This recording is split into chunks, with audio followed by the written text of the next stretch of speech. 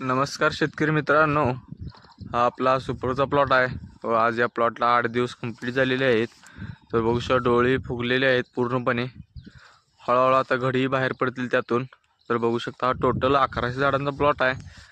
तर हे बघून घ्या कसं डोळा बाहेर पडलेला आहे.